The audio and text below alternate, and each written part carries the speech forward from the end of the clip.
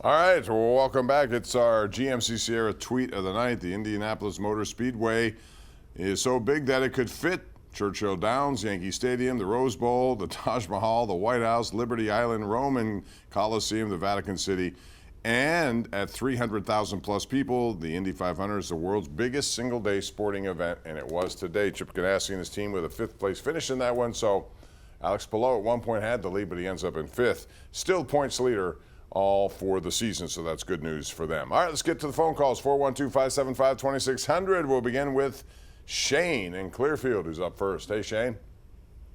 Hey, Bob. I was looking at the Steelers' schedule, and I saw that in the second half of the year, 6 out of 8 of their games are division games. Just, do you think that the NFL should be allowed to do that, or do you think they should space out the division games more? Well, Shane, I mean, you've seen the NFL can do whatever they want. They'll put it on Christmas Day, even though that's a Wednesday, and that's part of that stretch you talked about. But yeah, you know, I like division games at the end of the year, but not all of them. And I think you have a good point there. I'd rather see them, you know, they play each other twice. Have the first meetings, you know, weeks 1 through 8, and then have the end of the season for the other meetings head to head. You can make them the last 2 weekends of the season, the last 3 weekends, whatever you want to do. But that's a pretty tall stretch it is. It's 6 games in 8 days. Although I will tell you this, the Steelers last year went 5-1 in the AFC North, and since 2020, they're 16-8 against the AFC North, including 7-1 against the Baltimore Ravens. So for whatever it's worth, they seem to do well in those games, and Mike Tomlin has a good record in those head-to-head meetings. So, but it is a lot, especially that 11-game stretch where they have the Eagles, and then they have the Ravens on a Saturday, only to follow up with the Chiefs on Christmas Day, which is a Wednesday. So I think that's a little bit much, but they're going to do what they're going to do because it's all about the money, quite frankly. Let's go to John in Cranberry. Hey, John, how are you?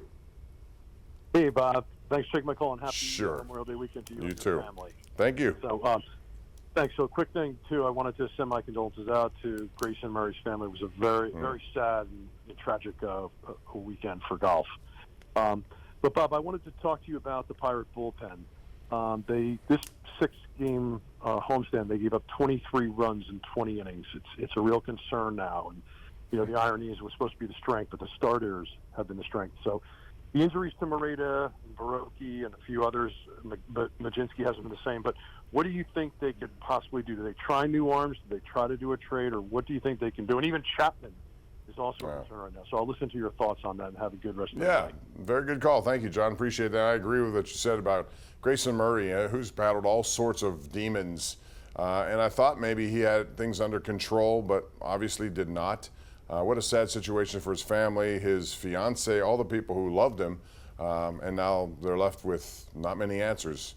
And really a sad situation. It goes to show you, though, if you do have issues, don't be afraid to tell people about them and look for help as best you can. I think he tried to help people because he was pretty transparent with that.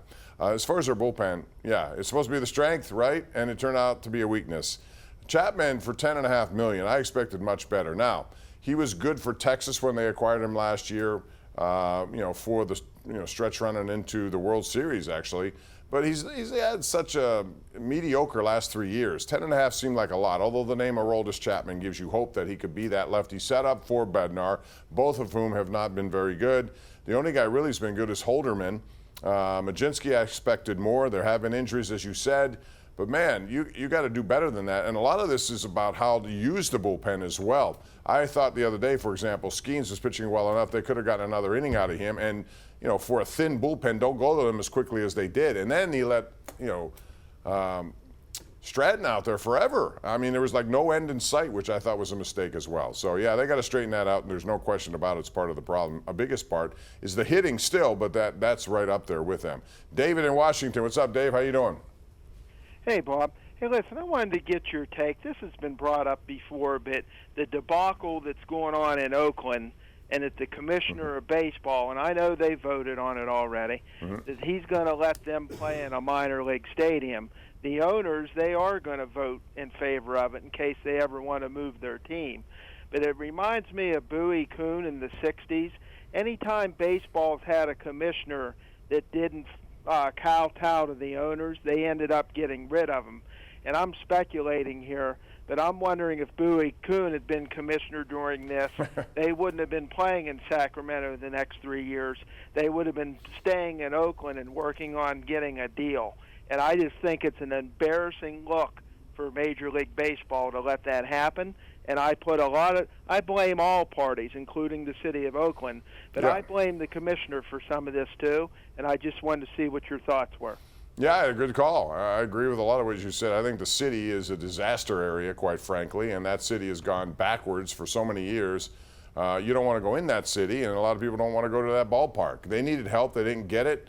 Bottom line is going to Sacramento for 3 years looks bad. I agree.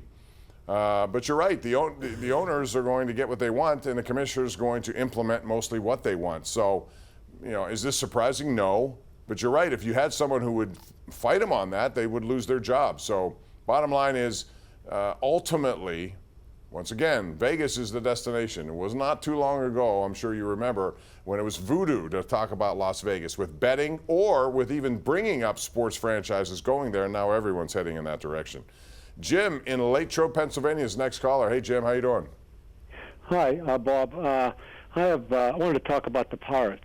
They sent Sawinski and Davis down, and they need to send Chapman and Tellez down. Those two free agents. Sheraton was talking about his show today about how, he did this 2 years ago. He hit 35 home runs. Well, it's not what you did 2 years ago. Right. It's what you're doing for me today. And what he did last year, which wasn't very much. Oh, he didn't do anything last year. But the point is, they sent them other two guys down. It's next man up. They should have that mentality.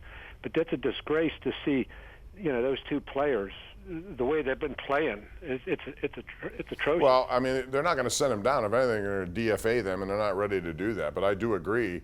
This is what you get when you nitpick and try to save money. When you go bargain basement hunting at times. And to me, Tellez was part of that.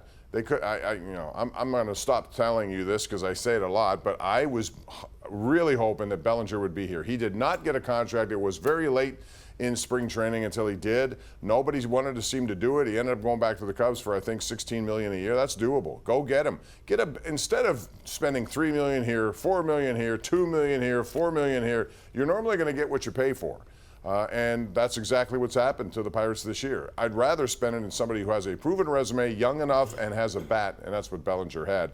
But the bottom line is, I don't think you're going to see any moves for now. I do expect Henry Davis to come back here soon. He's hitting he has 6 home runs, 2 of them against position players, but still, he's found his swing. Bring him back up. They need him. Bart may go on an IL. He hurt his thumb today.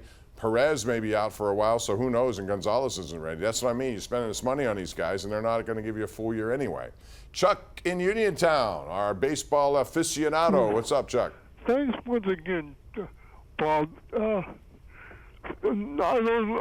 none of these three are very good, well, Pirates, Reds, and Cardinals, which one of those three do you think is in the best position to make a run at a postseason play? And I think all three managers are not that good.